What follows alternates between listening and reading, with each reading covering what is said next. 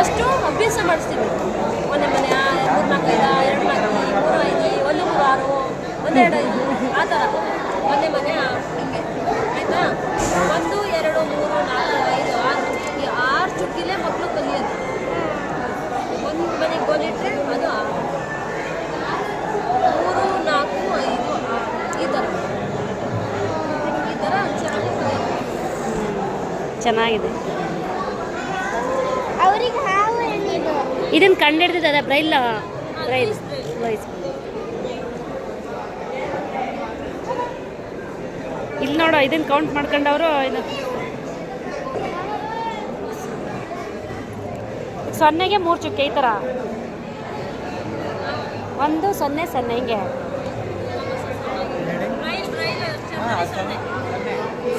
ಒಂದು ಹಾಂ ಅಂದರೆ 0